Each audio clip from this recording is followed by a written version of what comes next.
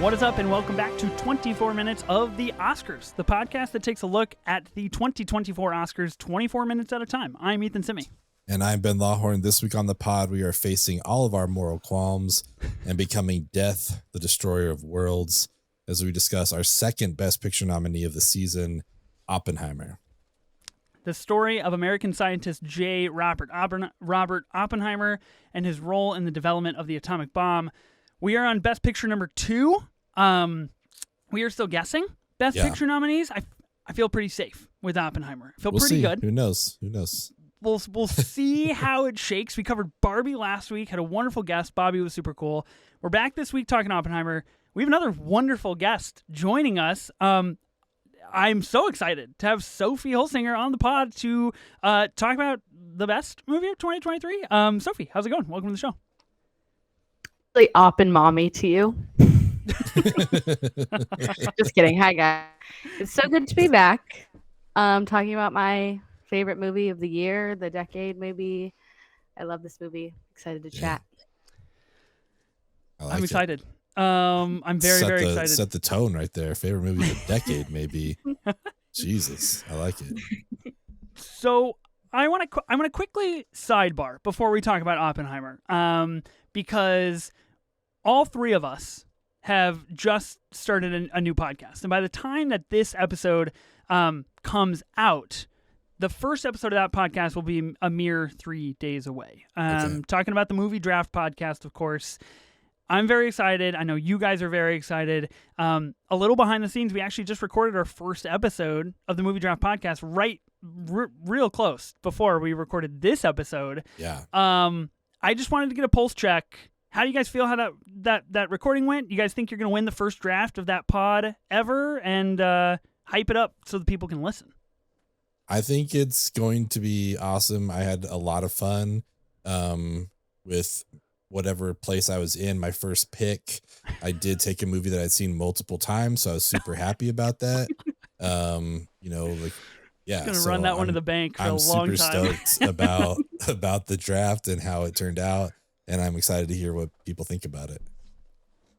Yeah, I had a lot of fun. I think I got a good mix of things that might appeal to the voters, but also still was very me. So I feel good. Mm-hmm. I'm excited. Sound of Freedom was a weird choice, Sophie, but we got to support you. So whatever you want to do is fine. Whatever you watch in your free time is your personal. Gotta be true to yourself. Yeah. I'm really excited for that first episode of the movie draft podcast. It is 2023 movies that we are drafting. So Oppenheimer eligible in the draft. Will it get drafted? God only hopes so, because if it doesn't, I don't think any of us should be hosting movie podcasts, quite honestly. Go check that out. Comes out on January 16th. But more importantly, we're talking about Oppenheimer here in depth. Sophie, we like to ask every single guest when we do these Oscars episodes. We did them all season last year. We did 10 Best Picture nominees. We're doing the same this year. What do the Oscars mean to you? What's your relationship with the Academy Awards? Do you watch them? Do you enjoy them? What do they mean in your life? Yeah. Well, my mom was pretty clued into all kinds up. So I remember caring more about like the host, like the comic aspects, maybe like the musical performances, which is funny because that's probably like my least favorite aspect of the Academy Awards at this point. But a very distinct memory of like Neil Patrick Harris's musical opening monologue from like 20. But I really started watching the Oscars, and I would throw Oscar parties for my friends. Everyone was required to wear full-length gowns, red carpet, fill out a ballot, the whole shebang. Wow. So yeah, I care deeply about the Oscars. I know they're made up, and they very often disappoint me. There's a lot of Oscar parties in the city, but this year I'm watching on my couch, and yeah. Yeah. Do you live in, what city is that you live in again? I can't remember. Yeah, I never talk about it ever. Same place the Ninja Turtles live, right? Home of the Ninja Turtles. Yeah. The Ninja Turtles live below my apartment, actually. Yeah. How did you feel last year when Babylon lost original score? Oh, that was the loss of the night for sure. Oh, okay, good. Wow, nice. I Yeah. have an ally on the pod, Ben. Hey, it's like one of the two I missed, so I was also sad that it didn't get it, but it is what it is. Yes. We are excited for the Oscars this year as well. And you mentioned that they're totally made up, and they are. And I think it's worth noting that they are just a completely make believe, pretty much a dumpster fire that we just pour like 13 weeks of our lives unapologetically like into, Yeah. and try to do all this predicting and thinking and critiquing. And it boils down to things like All Quiet on the Western Front winning Best Original Score. So it's best of both worlds, I guess. You get some, you give some, and I'm interested to see how Oppenheimer is going to do this year at the Academy Awards. I think, based on our slate of 10 movies that we're talking about, Oppenheimer is probably the biggest and the most notable, and the one that has the most amount of potential to hold the most nominations, possibly walk home with the most amount of wins, and really set a standard for the new wave of the Academy Awards and the Oscars. So if you mentioned this is your favorite movie of the year of 2023, one of your favorite movies of the decade, do you want to elaborate on that at all before we start kind of breaking down the Oscars when it comes to Oppenheimer? Yeah, of course. Wow. Okay. So, entering the Barbenheimer experience, I really thought that Barbie was going to be my movie. Mhm. I'm not a huge Nolan head. I love the work of Nolan, but he's not like one of my favorites. Um, but I love history. I love character studies, and I think Oppenheimer just feels like a collision of those two things on the largest scale possible. Um, I'm hesitant to say I love biopics because they're often done very poorly, but I think Oppenheimer is like right up there with The Social Network for me as like the Mm. best biopic ever made, even though the bar isn't that high.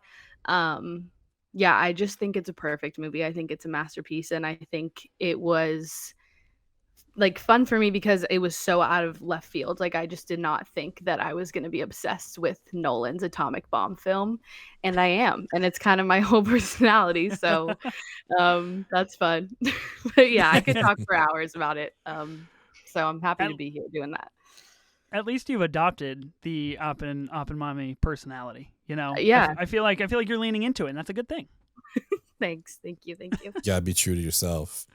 Yeah, I think part of what makes it work is it's not the biopic in the sense of like going through the entire lifespan for the most part. Like it takes, I feel like, the approach almost like Steve Jobs did, where it's like, let's just take a couple Yeah. big moments in this person's life and focus on that. Obviously, like building the bomb was a major focus of this movie, as it should have been, but we get a little bit beforehand, and then like when he's a much older person at the end.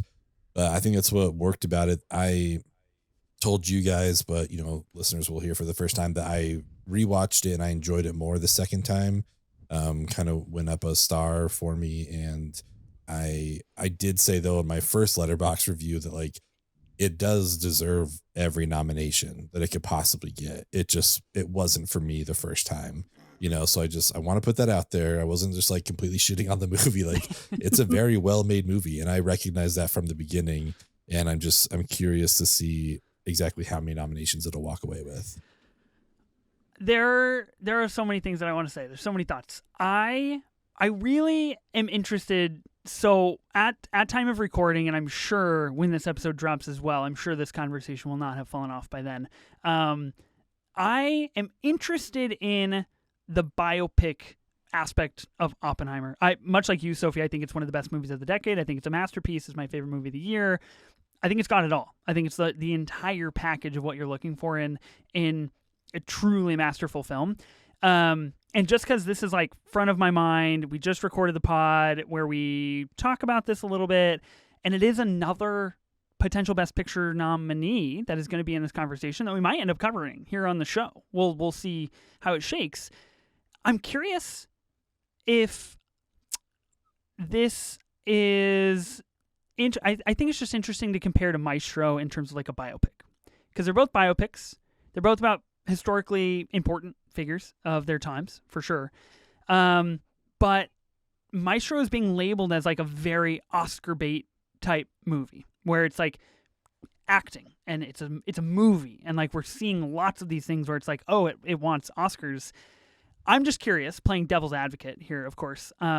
What about Oppenheimer doesn't like check those boxes? Because if we think it's going to go for double-digit nominations, like is that not like Oscar baity, quote unquote? You know what I'm like getting at here? It's like, where's the differentiating line for Oppenheimer being like a masterful movement and then Maestro falling off? And obviously I'm not comparing these movies. I think they're vastly different films, but it just is intriguing to me to think about. To me, again, like having not seen Maestro, it just almost feels like Nolan is indifferent about how it's received in the Oscars. You know, it's just kind of like, you know, it's the person that you're super attracted to, but they're just like kind of playing hard to get, like, whatever, you know, I'm not a big thing. Whereas Bradley Makes Cooper you want it more, huh? He's horny for this Oscar. You know, he is just like ready to go. He's like anything, you know, with a pulse. He's like, yep, I'll take it.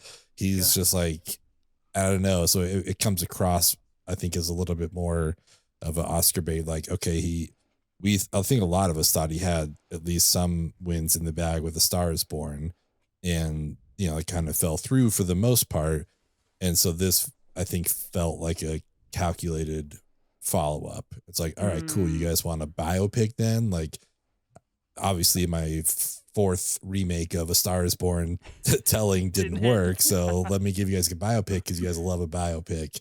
It just feels very calculated. It makes me think about him when he was like on the Actors Studio thing as a student. You know, it's just like this guy has always loved movies, which is great, but I think he's always just been very hungry and maybe to the point of desperation for like the recognition and that kind of a thing. So I think for me, I think it's just how I interpret both of them feeling about the Oscars. One person feels somewhat indifferent and another person couldn't care more about anything else. I think I completely agree. I think, Ben, you said it well. I just think Bradley Cooper wants it. And like the only thing that I can think about is like, we know he wants it, not a bad thing at all. It's just obvious in his, which is like an amazing thing. But yeah, I just think Nolan is like, he's just the guy on his cell phone. Like, he just does not give a shit what people think about like his movie. He's just happy to be making it. Which I wonder too, like, if that has come, like maybe Nolan was Cooper at some point, because I think a lot of us that were into it were surprised at the time with like Dark Knight not getting anything in 2008. And so Nolan now has like lived through this thing of like, okay, you guys like have recognized me a little. You literally changed the amount of Best Picture nominees because of my movie. So I kind of already won. You know what I mean? It's like, what's an actual Oscar going to do? Like, I changed the format to some extent, you know? Yeah. So it's like, I don't know. Obviously, like, who doesn't want an Oscar and stuff? But maybe at one point he was Bradley Cooper and he was super hungry for it. And now he's just like come to terms with it. So maybe we'll be talking about Bradley Cooper's Oppenheimer, you know what I mean, in like 15 years. So who knows? Sure. I agree with both of you. I agree. I wasn't saying that I disagree necessarily. I just think it's an interesting juxtaposition to put, you know, really the two biopics that we're going to end up getting in the Best Picture race kind of against each other and seeing similarities and differences. I do think Bradley Cooper's real energy to want that award is so palpable to the point of a turnoff for a lot of people. And you're right. Like, Christopher Nolan doesn't have a cell phone. Like tonight, the night that we were recording is the New York Film Critics Circle, and they're doing their awards. And word on the street is that he got up and just talked about him riding his Peloton because when he accepted his award, because guy doesn't have a cell phone, he's not very online, so he's just chatting about what he knows and what he likes, which is like really cool. So yeah, I just think it's interesting. But back to Oppenheimer, I'm gonna run through a short list of what we think Oppenheimer has the potential to be nominated for. And I want to briefly go through with you guys do we think it's going to get all of these? Do we think which ones do we think it's going to win? How do we think it's going to shake? We talked to Clayton a couple of weeks ago, and he seems pretty adamant that Oppenheimer is going to do quite well in the nominations. And if it does kind of catch the steam below the line, that it'll keep that steam above the line. So I'm really interested, and maybe we can dissect that for a few minutes. So, of course, Best Picture. That's why we're covering it here on the show. Best Director, Christopher Nolan. Best Actor, Cillian Murphy. Best Supporting Actress, Emily Blunt. Best Supporting Actor, Robert Downey Jr. Best Adapted Screenplay on the book American Prometheus. Best Production Design. Best Cinematography. Best Costume Design. Best Film Editing. Best Makeup and Hairstyling. Best Sound. Best Original Score. It cannot be nominated for Best VFX because it did not make the shortlist, which I think is another interesting wrinkle into the conversation that we actually just had right now of like, the Academy saw Christopher Nolan kind of shit on VFX, and they're like, you know what? Not for us. So that type of energy is very real and palpable. That's 13, I believe, if I counted correctly, categories that it could be nominated for. Now, the record, of course, would be 14. All About Eve. I know La La Land's in that group. Very select few. Sophie, do you think Oppie is going to get nominated for all of these categories? What's your take on how Oppenheimer might do? Yeah, so I think like over the past few years, movies that have gotten like over 13 nominations or close to it have been like Mank and The Irishman, and they went home with absolutely nothing. Tough. And I don't think Oppenheimer is going to be like that at all. I feel very confident that it's going to walk away with a lot of major awards. Honestly, I think the acting categories is where I think it may struggle. But I mean, to me, I don't know if I'm getting ahead here, but like I think it's gonna win Best Picture. I just think it's powerful, and I don't know. I don't think anything else has really, like you guys said, like this is just the movie of the year. It's what like people are gonna think of when they think of 2023, and I want to believe that the Academy will go with it. I never have faith in them really, but Yeah. I mean, I would like to believe that it's the winner. Do you think, because this is a question we asked Clayton, and I'm sure we're going to be talking about it every single episode as we move on here. Do you think Oppenheimer takes both Best Picture and Best Director, or do you think there's a split in the cards for a Best Picture Oppie and a Best Director Scorsese? How do you think the Academy might roll on that? I'm nervous. That's why I asked. I'm nervous. Yeah, I'm nervous. I don't know. I mean, I think Nolan's gonna take it. That's not what I would prefer, actually. I think Scorsese. Yeah, I mean, I don't know. They're both just like what are you gonna say? They're the two best like directors working right now, in my opinion. Yeah. So I don't know. Yeah. It would be cool if he walked away with both. What do you think, Ben? I mean, I don't know that they split. I think it'd be a great way to acknowledge both directors if they did split. You know, it's like, yeah, Oppenheimer is the movie of the year, but Marty, like, we don't know literally how many more you have in you. We don't just want to recognize you for a remake, you know, for The Departed. Like, let's like get you something more current. But I don't know that I see it getting split.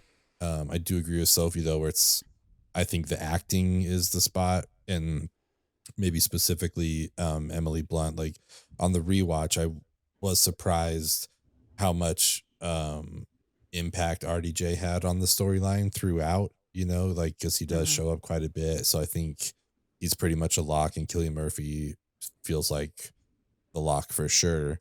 Emily Blunt, like it's great, and it's like she does a good job, and we've joked about it before, but it is, and for me, it's the Mark Ruffalo spotlight. You know what I mean? Like she has an amazing scene. She has like a fucking, you know, tear down the walls, like so good scene, but a lot of the rest of the time she's not given a ton to do. So it's like, do you recognize this performance for that one really great scene? I just feel like, I don't know. There's so many good supporting actress nominees out there. I don't know. Who knows if she's going to make it or not. If I had to pick something, it would be that I think would lose, and maybe something like makeup and hairstyling. I don't know. But that's just because it's going up against some big hitters, you know? Yeah. I think that is an interesting thing, Best Supporting Actress. We're going to break down Best Actor here after we talk about the movie a little bit more and what that race in particular might look like. Best Supporting Actress for Emily Blunt, like, I think she's obviously very critical and crucial to like the final half an hour of that film. I think you don't get that energetic upturn to close out the movie without her kind of, testimony that she gives there at the end.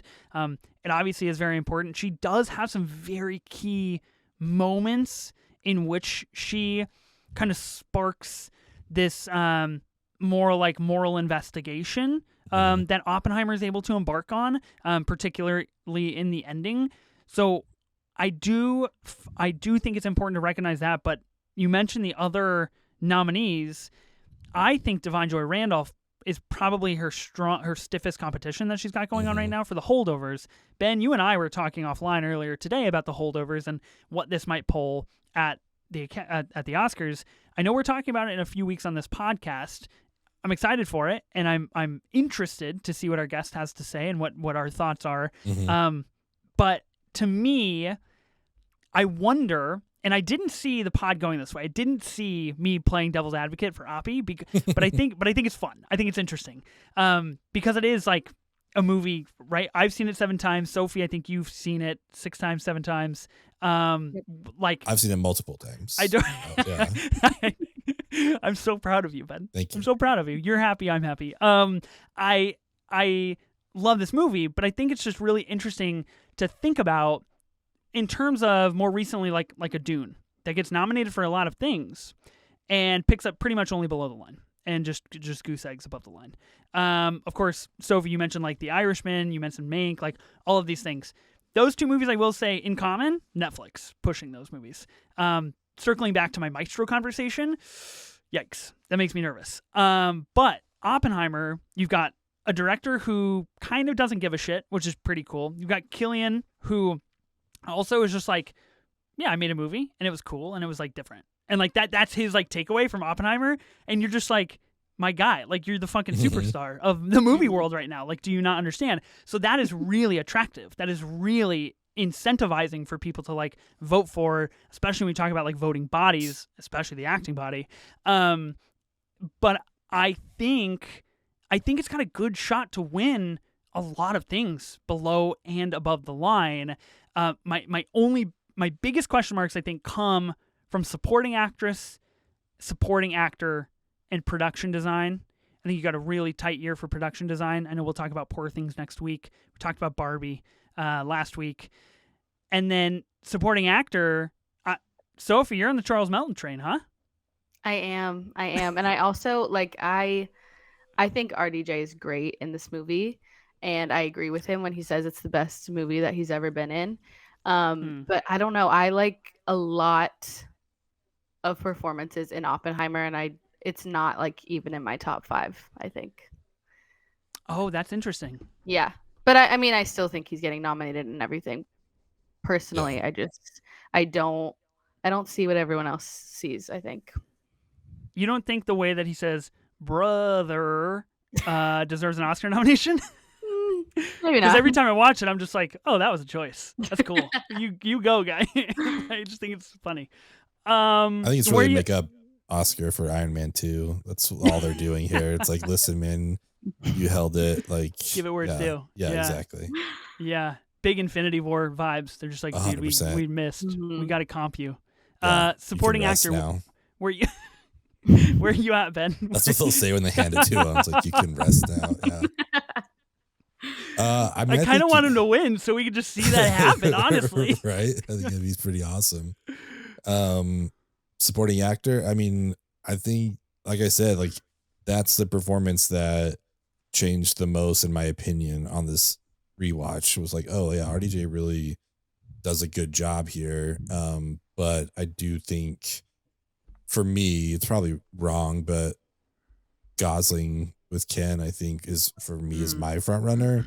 And I'd be curious to see what the breakdown is on screen time between the two of them, like compared to their movies, you know, the percentage wise, because when you are a 3-hour movie, there's plenty of time to have some screen time on there. But yeah, I don't know. I think he deserves to be nominated at the very least. I want to ask one more devil's advocate question. We've had this movie for quite a long time. It was released on July 21st of 2023. That's almost 6 months ago now. Of course, the strikes were going on, and that was a big part of kind of the novel around these summer blockbuster movies. With 13, potentially 14, double-digit nominations, is there a world in which the steam cools off in the next 3 months? Because this train has been riding full steam ahead for almost 6 months, and the conversation has not died. People are buying up every single 4K physical copy. They are selling out. Best Buy is selling out. Everywhere is selling out.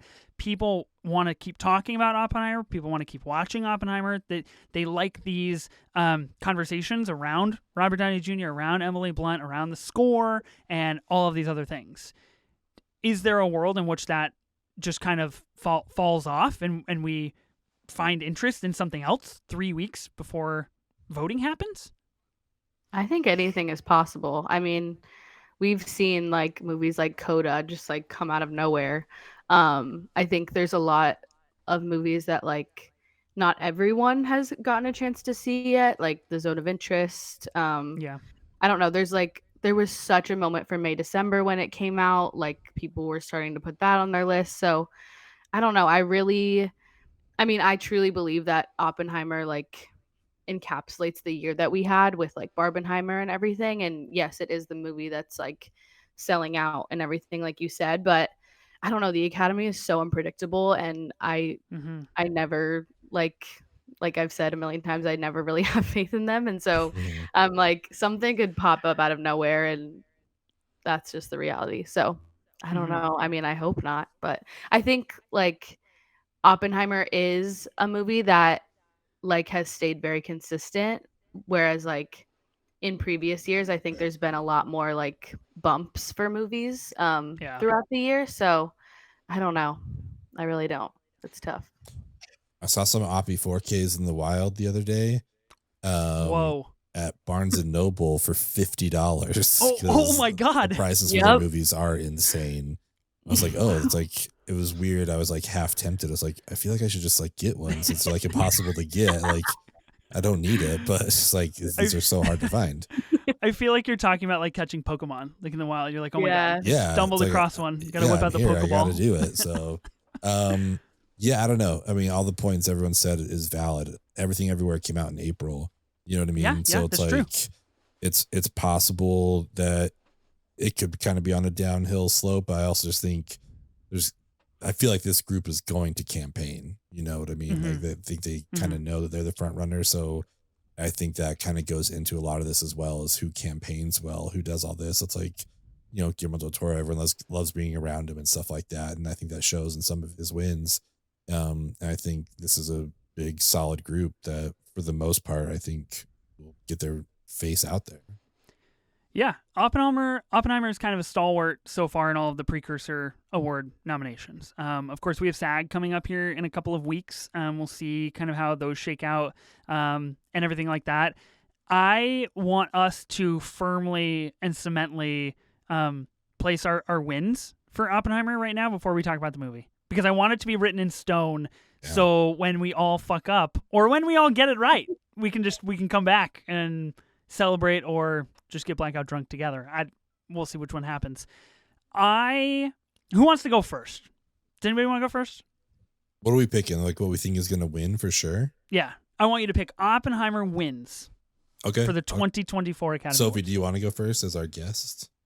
Sure. I'll go first. Okay. I think Best Picture, Best Director, Best Actor, Best Adapted Screenplay. Is that 4? I'm trying to count. cinematography, editing, Mm-hmm. sound, score. Yeah, that's 8. You feel good with 8? I feel good 8 about wins. that. That's pretty good. That's like Yeah. that's very substantial, right? Yeah. Yeah. It's good though. How many wins did Everything Everywhere get last year? Do you remember off the top of your head? I think it was like 9. So I think we're right there. Okay. Yeah, something like that. Let's see. Funnily enough, those are exactly what I was going to pick for my 8 wins. I 7 think Oscars. Oh, Everything really? Everywhere. Oh, interesting. Fascinating. So we could have 2 years where the Academy is just like, let's dump it all in one. Let's just give it to this guy. Well, Or I gal. mean, I was gonna say the same thing except adapted screenplay. So I was predicting 7 for him. What do you think is going to win adapted then? Barbie. Oh, Oh. right. They love Greta. They love Noah. You know what I mean? That's true. Not that they don't love Noah and they've like awarded him and nominated him before, but I don't Okay, know. but let me pose this to you then. If this doesn't win adapted screenplay, I think that's a big mistake, because how do you have a 3-hour half black and white, mostly set in a 2 rooms movie without a stellar screenplay? You know what I mean? I mean, Yeah. yes and no. Like, you also have 3 hours to tell a story, so you have more time to tell a story. Fair. Whereas some of these films that are shorter and more concise, that can also tell a story, that could also be rewarded in that Okay. sense. You know what I mean? Like, I think if Past Lives wins original, they're not going to be like, you guys, only an hour and a half. Your script was kind of short, so I don't know if we're going to do this, you know? But I see your point. Like, you also run the challenge of like overwriting, you know, when you Yeah. have that much time. And I do think this is a well-written screenplay, but to me, I don't know if Barbie is more deserving, but this does feel like a thing where it's like, you're not getting picture, you're not getting director, you're not getting all this, Yeah. like, let's give them screenplay because it does deserve some recognition here. Let's Yeah. give Oppenheimer the other 7. Yeah. I think from a personal standpoint, I want it to win adapted screenplay because it does feel kind of like Christopher Nolan's magnum opus in that aspect, where it's like he finally figured it out. Sure, Florence Pugh and Emily Blunt are still slightly criminally underwritten, and he still has the Christopher Nolan wife problem.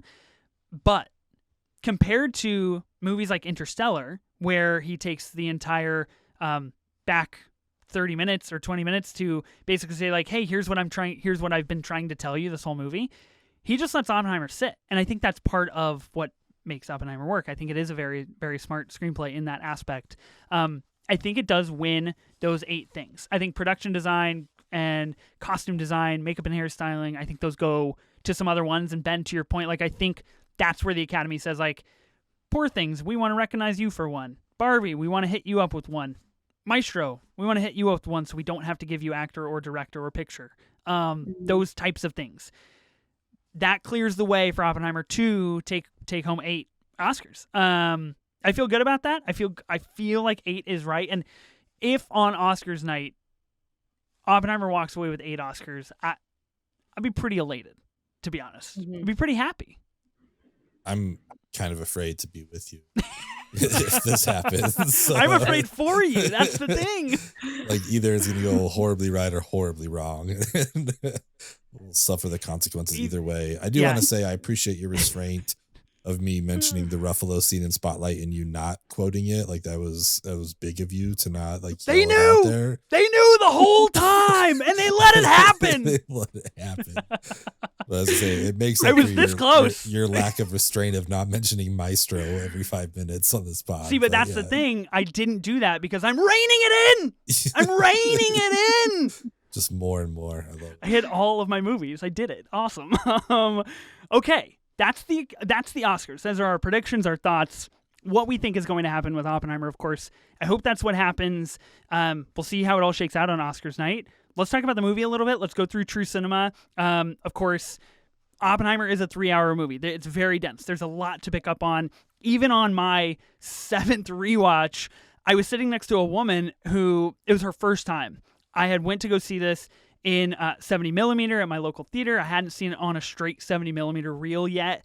And I turned to her after the movie And she was like, wow, that was stunning. And I was like, I love it. Love to hear it. That's so awesome. And she was like, what did you think? And I was like, wow, like that viewing spoke differently to me than all of my previous viewings. Like I was so honed in on one aspect of what Nolan was talking about or thematically trying to grasp that I had not seen yet before. So I think that's really interesting to me. And of course, there's lots of moments that we're going to skip over here because this is not a 3.5 hour pod, at least not yet. We'll see if I can rein it in. Let's start with Can You Hear the Music? Really, about 12, 14 minutes into the movie. The movie scene of the year? Is it? Maybe. It's pretty close to me. Oh, Sophie, go ahead. I thought. It's okay. I was going to let you guys talk about this as much as you want because like I understand I'm well in third place here on loving I'm this giving movie. you opportunity, Ben. I'm luring you to our side. I appreciate here, it. And you can join us. Yeah, we'll figure it out at the end how well this is done. Yeah, this sequence is incredible. It's like, I mean, the actual score, this song is like was my most played song of the year. Like I think it was like in my top 5. It really just sets the tone for like the sensory experience that this movie is. Like just the music mixed with the visuals. Like Nolan did not have to do those like sweeping landscape shots. Like that was, to some people that would feel so random, but it just works so well. It's such a good sequence. I think it is one of the scenes of the year. Definitely like the song of the year. I wish it could be like, I wish there was like one original score song because this is on repeat in my head at all times. But yeah, it's such a cool montage. Yeah. I think I just like the sensory part of it is so interesting. And I think I saw somewhere that someone compared it to like the Disney World ride Soarin'. Have you guys been on that ride? Yeah, absolutely. Because you just feel like, especially seeing it in IMAX, like you just feel so like in those clouds, and it's beautiful. I mean, I'm not gonna say anything better than that. Like, it's fantastic. It's a great scene. That's it. That's all I got. That's all I got for you. I respect it. You know, you put your 2 cents in, and that's what matters. There's part of me, and I mean this in the best way possible, but like there is part of me that wants to watch the movie you guys are seeing, if that makes sense. Like for the people who put it as their number 1 movie of the year, because again, like this is a really good movie and it's like technically sound and it's fantastic. And this is a wonderful scene. There really is this. There is no like but to this. Like I really wish I had the experience of these people who like, this is my number 1 movie of the year. It's like, I feel like I see why it should be, but for some reason it just like, it doesn't quite get there for me. But this scene is like no exception. This is fantastic. Yeah. Life on the outside's tough, Ben. It's hard out here. It's a pleasure and pressure to be the Oppenheimers that we are, seeing the world beyond, the world that others cannot see. I think this scene in particular, like you said, Sophie, is so like soaring and literally and figuratively. I think I've used this scene more times when trying to like convince a member of my family or my partner Molly or like whoever to be like, hey, you should like watch Oppenheimer or like watch part of Oppenheimer, because people were like, why have you seen this so many times? Why have you dedicated like 24 hours of your life to this movie almost? I'm like, it is so like cathartic. It's so wonderful. And then always their retort is like, oh yeah, because he built a bomb. That's really uplifting. And it's like, that's the juxtaposition. Like that is what Christopher Nolan has brought us, is like this idealistic idea that we get to see in the beginning. And I think this scene in particular, especially the moments that we're seeing what he sees of the atomic world and how that's occupying his brain, and how at the very end of that he unlocks what it is and he's able to sleep, I think is really fascinating. And just that entire montage is like whatever 3 minutes or 3.5 minutes. That is the entire prelude that you need to understand how Oppenheimer's brain works. There's no words. There's no action sequences. There's nothing. It's just showing us what we need to know. I think it's beautiful. This song is truly fantastic.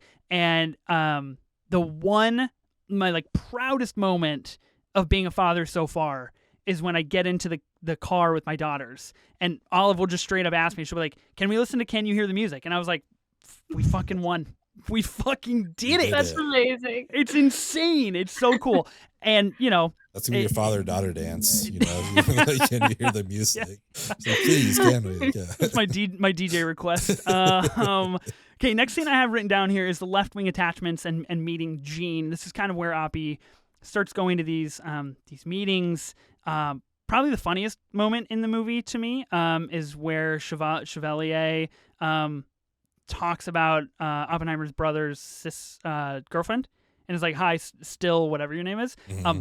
I laugh every time, and nobody else fucking laughs, and I don't get it because it's so hilarious. I think it's hilarious. I love the scene. Obviously, integral to understanding what our kind of cap is on the movie, and where Kitty comes in and saves these ideas of who Oppenheimer really is. And I think it's a really interesting scene, and it just fascinating Christopher Nolan choice to put I am become Destroyer of Worlds in the scene that he chooses here. Yeah.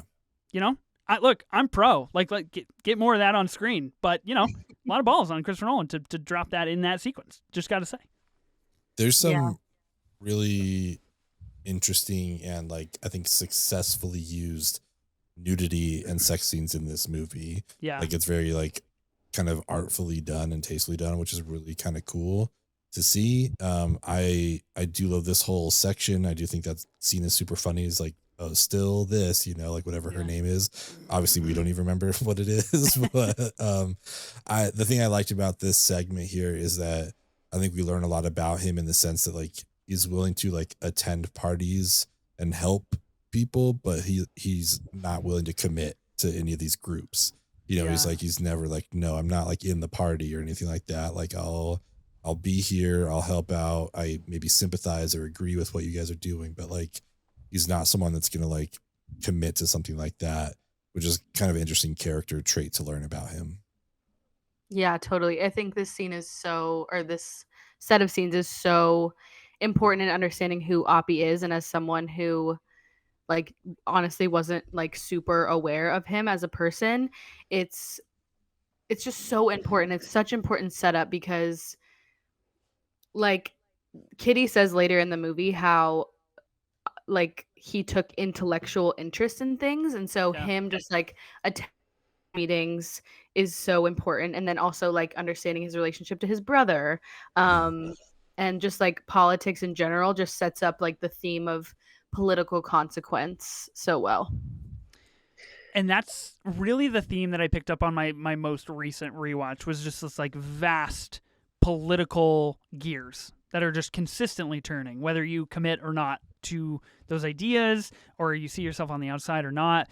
I think this set of sequences also really lends itself to understanding that Oppie holds really strong ideals to the power of theory versus the power of physicality, and how those two things differentiate in his brain, and how it doesn't work on theory alone. Nothing will change on theory alone. Obviously a very crucial theme throughout the entire film. And it does it in a really cool way. I can't believe that Oppenheimer can, I don't know if this is from the book or not. I assume that he can read Sanskrit, which is just like kind of the ultimate flex. So he reads Sanskrit and then also like learns how to give a lecture in German in 6 weeks. Because like you said, Sophie, like he takes an intellectual interest in things. Like he just can't not excel at certain things, and like just can't refrain himself and these like leftist ideals that he finds himself kind of surrounded by. Next on the list here, I have meeting Kitty. Another really funny moment where she's like, yeah, we're not really married. Like not that much. And it's just like, oh, my guy's got My guy's got the riz, because like he goes one scene he's getting railed by Florence Pugh, and the next scene he's out in the desert riding horses, making out with a woman who's married, and it's like this guy takes an interest in all things. Congratulations, you did it. I did think it told that side of his life pretty well. Like, it was really interesting to just like kind of the womanizing side of him. Meeting Kitty was great. She does have some of the best lines, I think, in this movie, especially like the one where she's like, oh yeah, and you know, what was she? I forget what she was, like upgraded to being a housewife or whatever, you know. And yeah, I don't know. Like, Emily Blunt does a wonderful job here. She's got some really good scenes in this movie, but I think just seeing how she plays off Oppie works really well. Yeah, they have such great chemistry, and I think like even seeing the two of them like doing press and like Q&As and stuff together, like it's so obvious that they just like loved this experience together. And like, I mean, I could talk forever about how like humble Cillian is and how like just obvious it is that he just doesn't understand like the power that he holds in this movie. But yeah, I think meeting Kitty is a scene that like on first watch I was so confused because I just like you said, like we go from like Jean to Kitty and I was like, what is going on? Like this guy is like a man whore. But like the more I watch it, I'm like, okay, wow, like this is done so well. Like just like the setup between those two relationships and the way that like Oppie then goes to Jean and says like, I didn't want you to hear this from someone else. Like it's so interesting seeing like Oppie's relationship to like sex and women and relationships. But yeah, I think going back to Emily Blunt, like, and her like Oscar chances and stuff, like I would love for her to win an Oscar, but I just like Ben, you said earlier, like she just isn't given enough. And like as much as I want it for her, like I almost like don't want this to be like her Oscar because she's great, but it's just not like, it's not her best. Yeah, I mean, she's got the Oscar clip. Like we'll just say that. I mean, for sure. She's got the clip. So and we know the Academy loves that clip. They love that moment that they can pin. I think this, like you said, Sophie, is a really interesting insight into like how Oppenheimer kind of feels this selfless responsibility to certain things in his life to see them through. Obviously, the major one being his ability to see this world and to create what is yet to be created.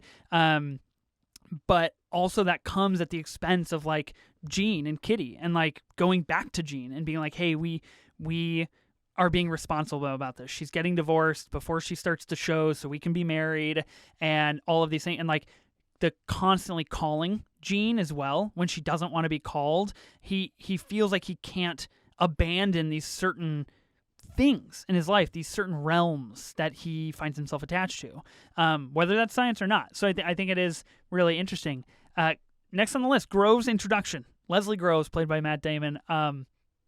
Really an all-timer intro for a character kind of like in a movie ever.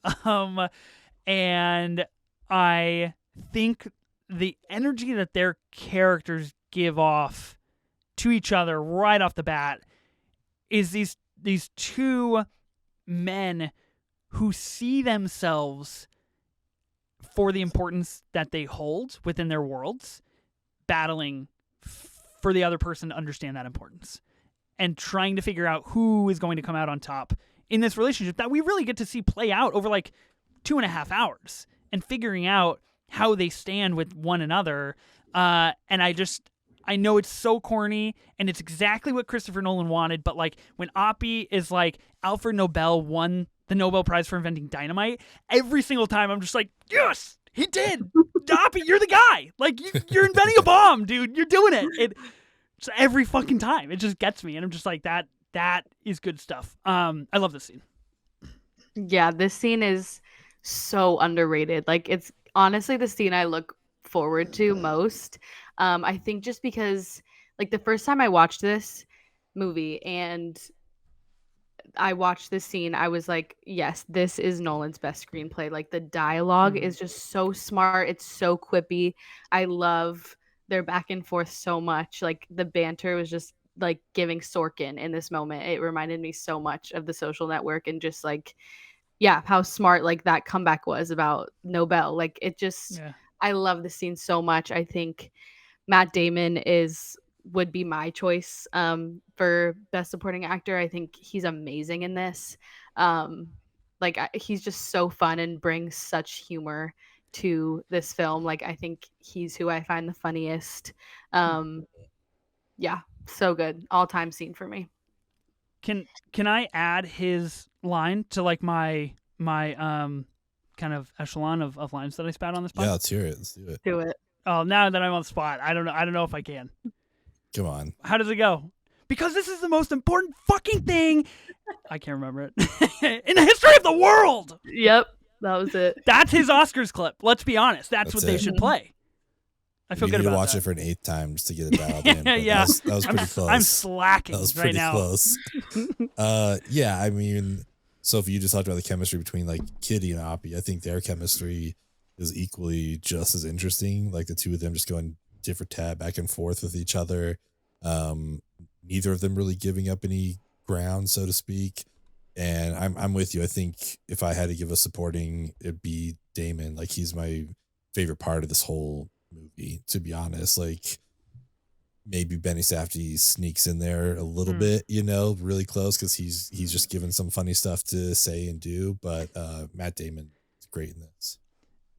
Also, justice for Dane DeHaan, who has just been like relegated to TV for like the last 3 years, and hasn't really made anything noteworthy since like The Amazing Spider-Man 2. I don't know, 1. I can't remember. It was 2. It was 2. I think he's great in this movie as well. Yeah, all time moment for this character introduction. Next here on the list, I have Assembling Los Alamos. Of course, this is probably the most interesting in terms of what Nolan decides to script and not script, and the direction that he goes. That has kind of been a big-ish talking point of the film, of not seeing the fallout of the bomb and not seeing what happens afterwards and not seeing what takes place, and these choices. Of course, Los Alamos has a very staunch history of like the government basically taking it over and kicking out certain groups of people, and using it for their own benefit. I don't know enough to like speak on that, but I think the movie does an interesting job of like touching that, so it does add to this like moral qualm of like Oppenheimer just saw that as like no issue. He was just like, we'll just commandeer this area, we'll kick out a couple of tribes, it's ours as far as you can see. And I think that's a really fascinating point of context for like the back hour of the film. Great moment in here also is when Robbie basically tells him like, tell Groves to shit in his hat. We need you to be a scientist and not an admiral.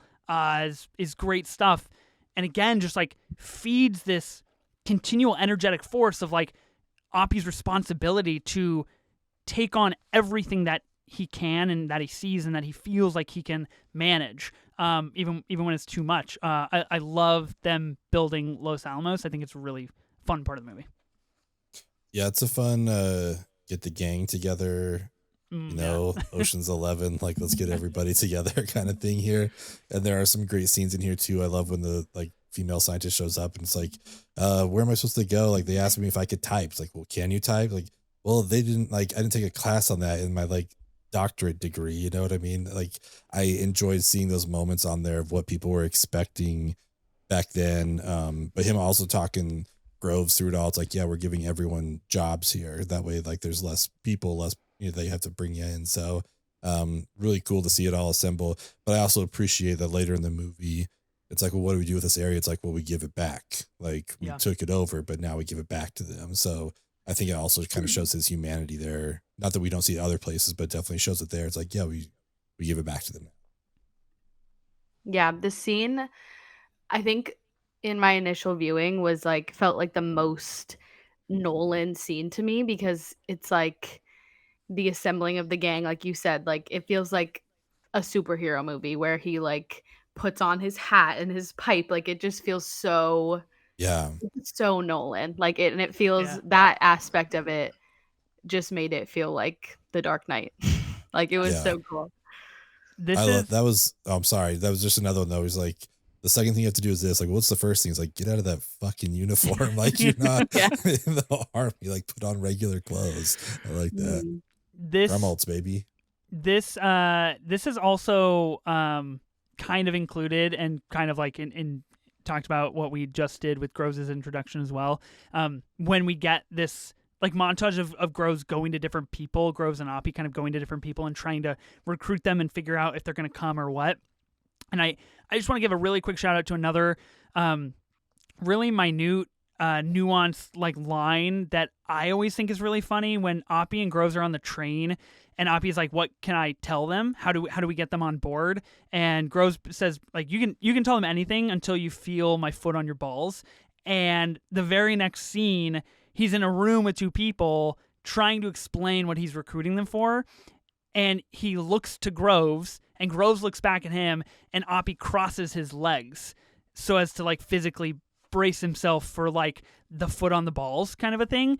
Oppie is always pushing that boundary. And I love that authoritative dynamic that so many people have against Groves, especially Josh Hartnett's character comes in and is like, I said I agree, or I said I heard you. I didn't say I agree with like what I can and cannot tell people. So like little moments like that, I think are really cement worthy for like it's Cillian's Oscar to lose. Like that he understood the assignment. Next, I have the table with kind of Strauss and company. He moves the the big flower vase in the middle to hear Dane DeHaan basically shit on Oppie and be like, I'm pretty sure there was a spy in Los Alamos. And this is where we get like the first reoccurrence of that really cool VFX that Nolan does with the water droplets on the table. We get that in the very beginning. We get it at the very end as well. This kind of reminder that these decisions echo. They echo beyond this table. They echo beyond this country, this political system, all of these things. And this, I think you could use this as RDJ's like not nominating moment. If you want to go that way. I know we have kind of the big finale with him, but this moment in particular is really where the worlds start to collide, in my opinions. Yeah, I agree. I think one thing I really enjoy about this sequence that we see multiple times throughout the movie is kind of a callback to a scene, but from a different angle. And we get that here with this table as well, like the stuff that we didn't see here from a different perspective, but just seeing, it's always nice to see a bunch of white guys sitting around a table. It's always a pleasure. So it's my favorite kind of movie, man. This is the white guys at the table movie for sure. So Strauss, like you said, RDJ really kind of owns this stuff. Yeah, I think I said in one of my reviews, like there is literally a recognizable white man acting around every corner in this movie. And I think when they're sitting around the table together, you can just like feel how like they're all just acting at like their peak. And it's like they just bounce off of each other so well. So yeah, I love the table sequences, and I think this is where RDJ like shines the best for me, honestly. Yeah, it's where it feels like he has the most power over the main narrative and the main storyline of what's taking place. You mentioned people like working at their peak. I just quick shout out for Jason Clarke as Roger Robb, just fucking sending it with every ounce of his acting ability. I don't think we'll necessarily touch that scene in particular, but I think that obviously is like one of the most intense scenes of the movie. Probably the most intense scene of the movie is the Trinity test. Probably the movie scene of the year. And I mean, I think it pretty much definitively is. Sublime score, truly elevating stuff from Nolan and every ounce of the filmmaking team, the editing, and everything that goes into this scene in this movie, all culminating in what I think is a very wise decision to delay the sound of the bomb until 30 seconds later when other people would have heard it.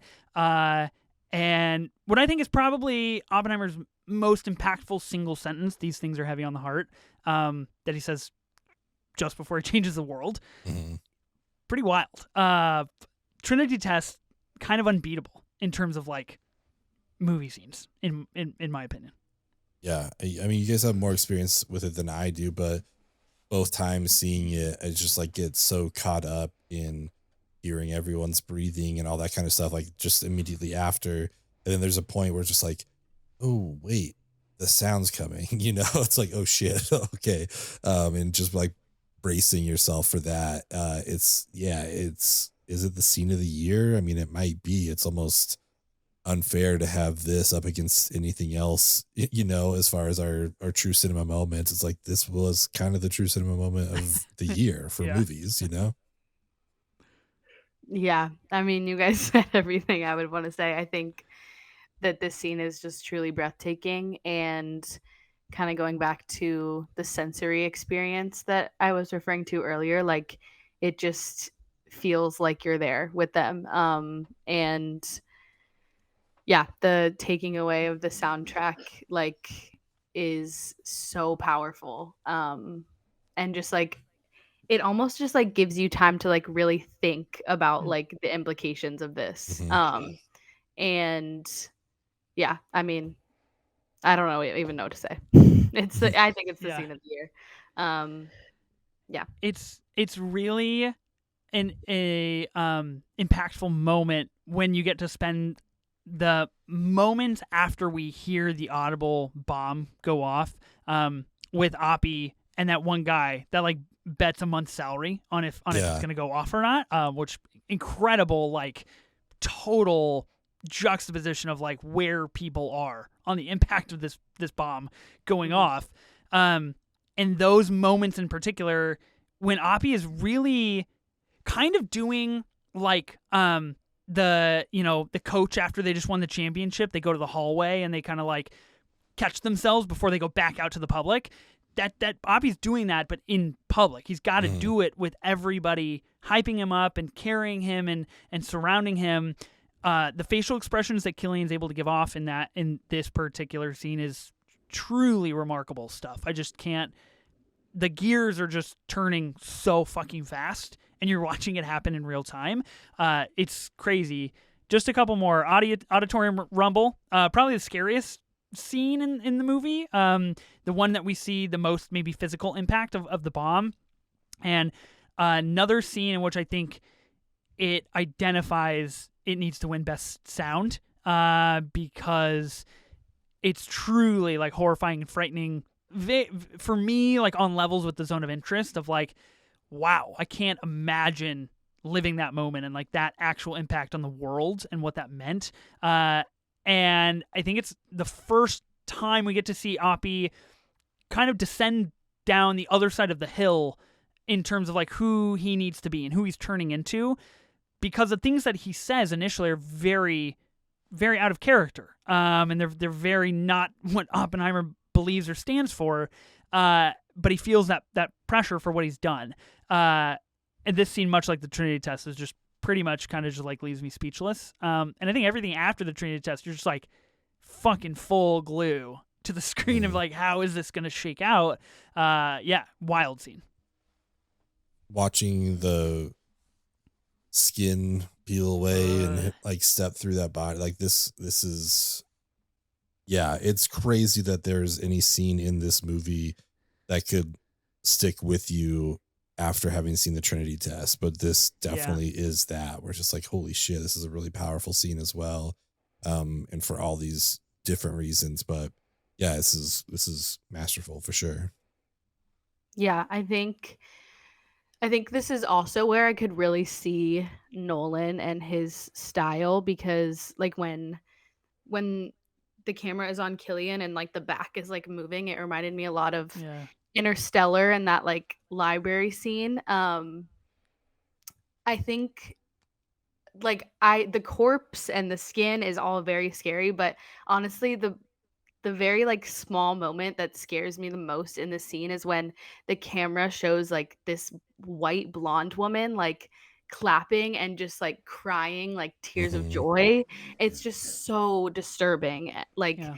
thinking about like how, I mean, not to get like too political, but how like these white people in America are like cheering and just like are so happy about like innocent people dying.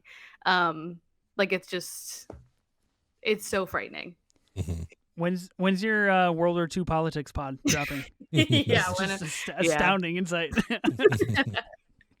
I need to be the first guest. I'll just riff with you for 2 hours about World War II politics. Yeah, I mean, I think to your point, Sophie, like the people we see a woman doing that, we see a couple making out and feeling each other up and drinking, and then we see a person outside vomiting, and I think we see the complete span of how people are interpreting what this means for America, what this means for the world, all quite ambivalent to how Oppenheimer himself must feel, of course.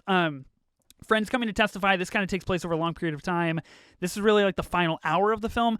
I want to use this moment to ask you guys, because I'm in the camp where I think the last hour of the film is the best. I think it's the most exciting. I think it's the most dense and impactful and powerful. Do you guys think the last hour is the best, or are you guys like team front two? Everything up until the Trinity test, or everything post Trinity test? Probably post just has a bigger impact on the overall story, but it getting us there is also so well done. It's kind of a 1A, 1B thing. I don't think either of them are bad. You know what I mean? Yeah, I don't know if I've like thought about it too much, just because I like there's so many impactful scenes like throughout. This is like picking like a favorite child. Like I really don't know. It's like picking your favorite Ninja Turtle. It's like, I don't know. I have no idea which one to pick. I'm so familiar with all of them. Do not ask me to name the Ninja Turtles right now, because I couldn't. You can't. Are you serious? You can't name all? There's only 4, Sophie. I know Michelangelo. There you go. That's one. I thought you were like a politics buff. I thought you were like a history person. What are we doing? I mean, here? I know that they're all like historical names. I just don't know which ones they are. I love it. Ben, you know all 4, right? Yeah, Leo, Donatello, Michelangelo, Raphael. Whew, okay, come close. on, Master Shredder, Splinter, Bebop, and Rocksteady. Like, let's go. Or TMNT head. Yeah, on the let's do it. Yeah, are we going to be covering TMNT Mutant Mayhem? Is that I hope it gets nominated nominated for Best Picture. Hell yeah. In a just world. I think what is most impactful to me in this long series of things is when Lawrence comes to testify and Robbie looks at him and Lawrence turns away. And that is really like the dagger in the unspilling of all of these things happening, of all of these people around Oppenheimer choosing to be on his side or not choosing to be on his side, and how what that means to all of their individual lives. I know we skipped over some really important kind of things like that, like the Chevalier incident, I think is really interesting. And another scene where every single time Emily Blunt comes in and is like, the brat is down, where are the drinks? And I'm just like, that's funny. That's because I would do the same thing. That's funny. Okay, 2 more things I want to put on here. The court reveal that we get from Rami Malek's character, how Strauss kind of organized all this and put all this together. And then we get the very ending where Alden Ehrenreich is just, God bless his soul. I think he's a fantastic actor. I think he's excellent in this film. And is like, maybe people were talking about something more important that's not you. And then Oppie's like, hey, Einstein, I'm pretty sure we set off a chain reaction. I think we're all fucked. And, you know, that's obviously surmising 45 minutes of very masterful filmmaking.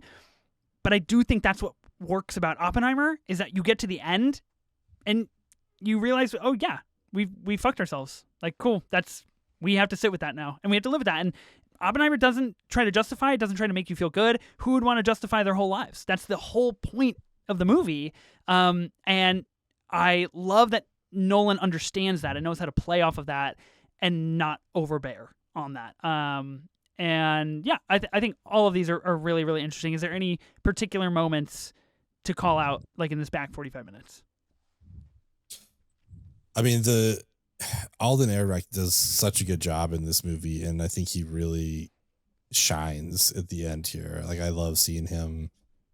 I don't know. I like Solo. Okay, what can I say? I think it's a good movie, and I was just glad to see him. In this, he does a great job up against RDJ. That court reveal, Rami Malek got his own little Ruffalo spotlight moment. It's like, all right, cool. This is why he's here. Okay, I got it. Yeah, it's all just works so well. But once again, that final scene where we just get to see it from a different angle, and it all just like explains so many things. It's like, oh, okay, that's what it was all about. So yeah, it wraps up perfectly. I don't know why you guys don't like this movie. Like, it's a good movie. I was like, from the way you're talking, it sounds like you've upgraded this movie since we started. I love the Rami Malek moment so much. I think it's so funny that he just like stumbles around with the clipboard and fucking like you're idiot. so confused why he's there. Like I should have known that like something like that was going to happen, but it's like you're just so caught up in this huge ensemble cast that you're like, oh, he just like wanted to be in a Nolan movie, so he's like in the background. But then he comes in and he's like mic drop moment, and it's amazing. So yeah, I love his performance in this. And then yeah, I mean that final scene is just like as perfect as it gets. I don't know.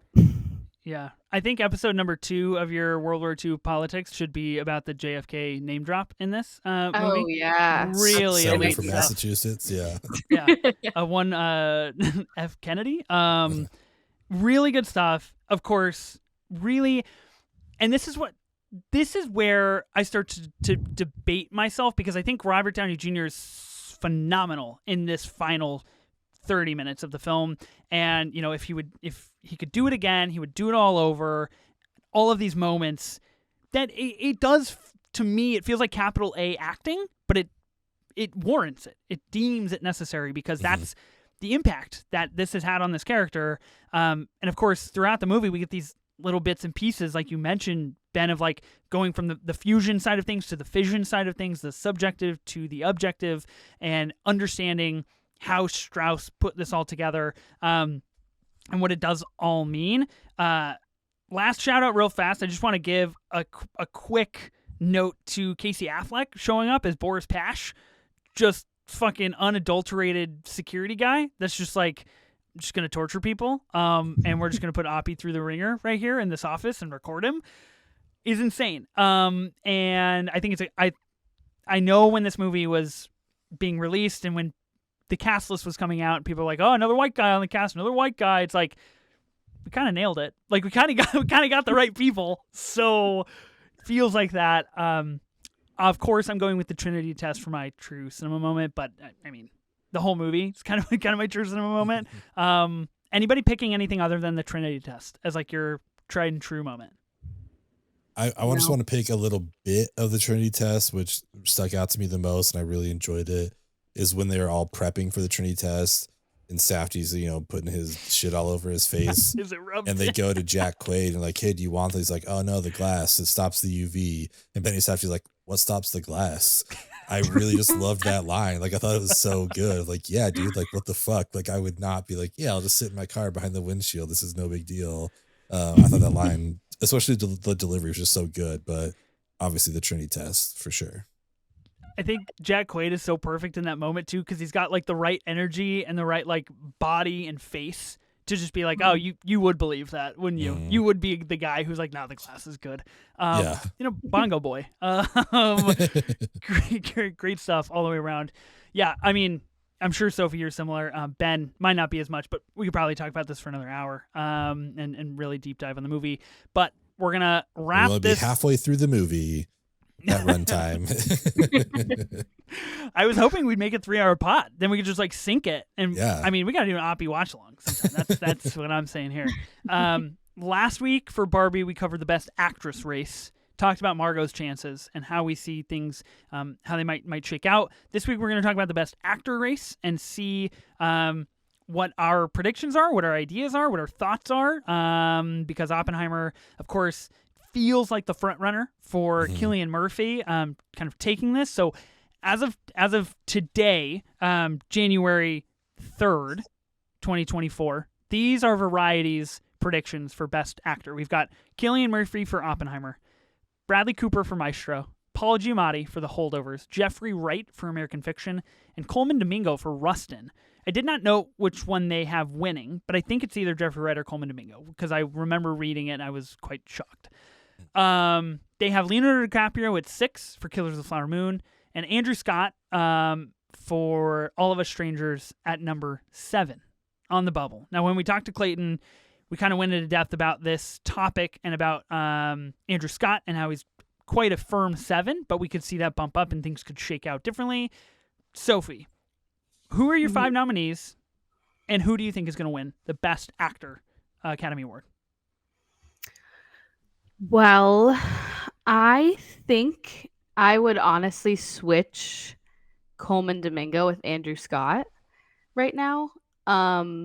Yes.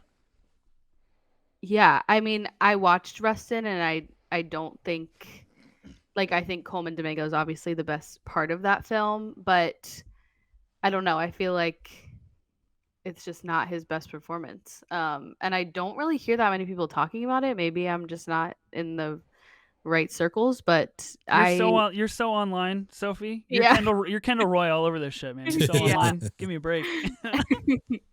I haven't seen American Fiction, so I can't speak to that performance really. But I think Cillian is taking it, and I think Bradley Cooper is his toughest competition right now. Yeah, baby. Love that Maestro race. I just want him to get up there. If Cooper wins, I just want him to get up there and just say, looks like someone dropped Snoopy in the vestibule, and just get off the stage. And just like, that's his acceptance speech. That's all we need.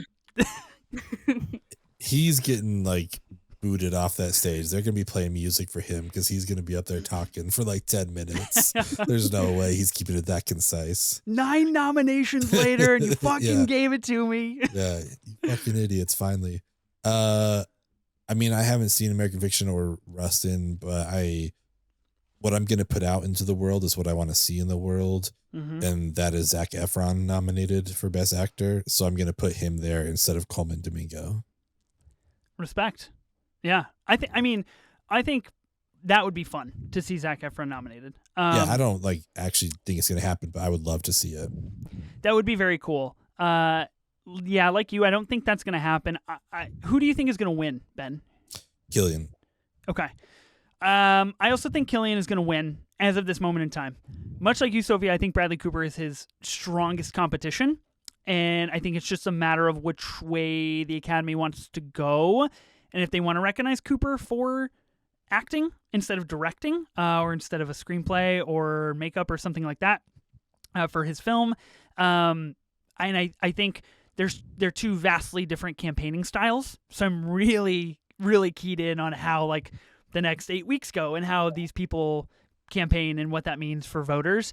I think it's going to be Cillian with the win, Cooper, Paul Giamatti. You know what? Actually, no. Cillian Murphy with the win, Leonardo DiCaprio nominated, Bradley Cooper nominated, Jeffrey Wright, and Andrew Scott nominated. That's the 5 that I think it's going to be. I think Leo is going to get the nomination. I don't think he's going to win. I think Lily Gladstone is going to be the key for Killers of the Flower Moon. I think that's where it's going to pick up the win. But that would be a good 5, in my opinion. Okay, let's quickly make a collaborative Best Picture ranking.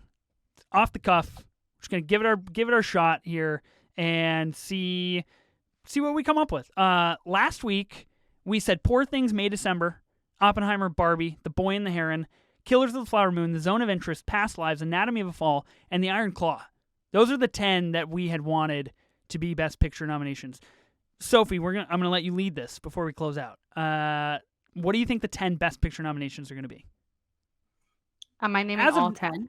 Yeah, go for it. As of now, which is we're 10 weeks away from the Academy. Yeah. We're 11. Okay. And I'm ranking them. Sure, you can rank them. You can do whatever you want. I assume I put Oppenheimer in the notes just now. I assume Oppenheimer's number 1 with the win. Oppenheimer number 1 with the win. That should be the game. I should try to guess your yeah, that's fun.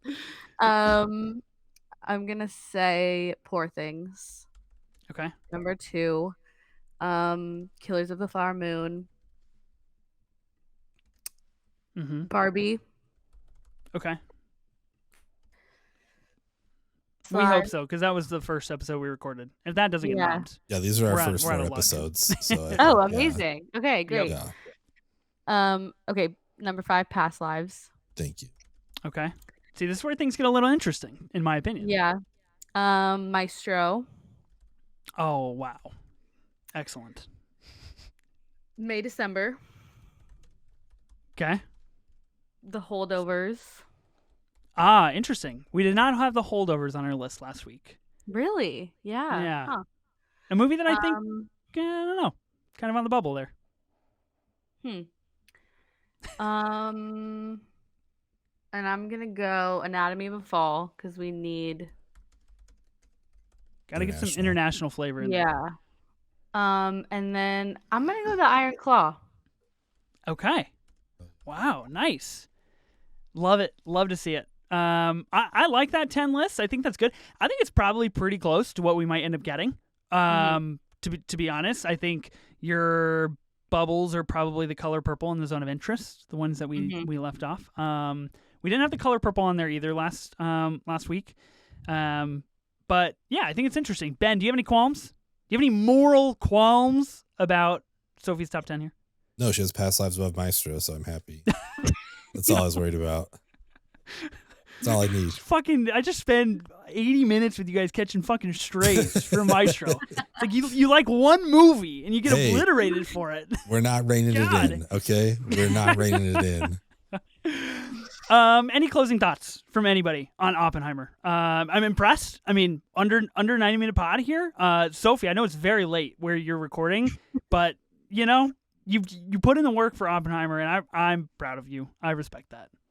Thanks, guys. Look, I literally had these materials next to me the whole time, just for the vibes, you know. Like, Yeah. I need them close to me. I need to feel their energy. Got to surround yourself. How is that the making of book, by the way? Because I'm on the fence. Great. It's like $50, you know. It's worth it. I mean, I got it as a gift, but it's great. Okay. I like it. Any closing thoughts, Ben?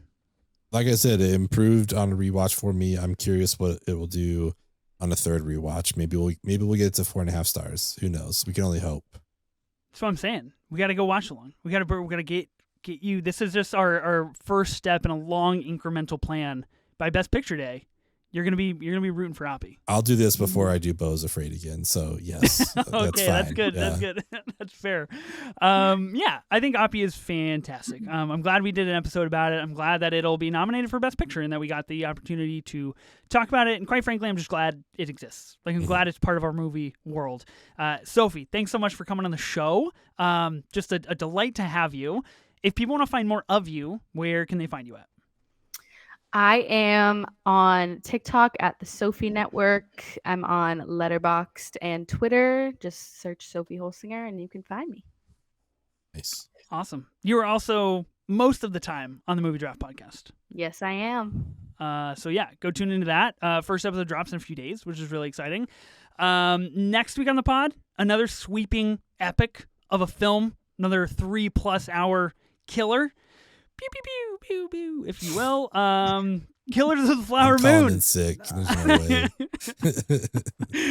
Mark Cira, also known as The Third House on TikTok, is joining us to discuss Killers of the Flower Moon. He puts out very insightful content on TikTok, very deep dives into film theory and how things are made. So I'm really excited to have him on the show, to get his opinion, to talk about one of my favorite movies of the year, what I think is going to be known as one of Scorsese's best movies ever? Question mark? I don't know. We'll see. We'll talk about it. Sophie, pro Killers of the Flower Moon? Pro. So pro. Good. You love to hear it. I'm excited for next week, Ben. Me too. We get to talk about another 3-star movie from me. Oh my Killers God. of the Flower Moon. You're Listen, just gonna end the pod like that? You're fucking psychotic. I did my top 32 like you did.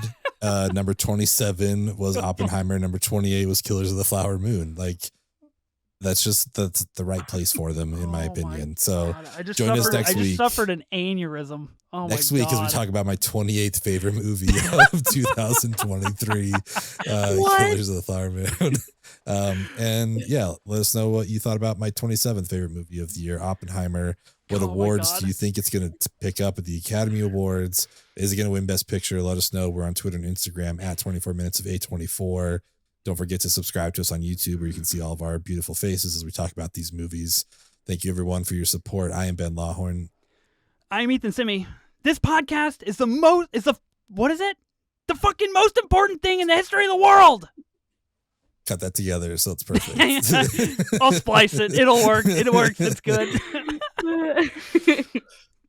Shout out Matt Damon for acting. Harder than you think. It is hard. Harder than it looks.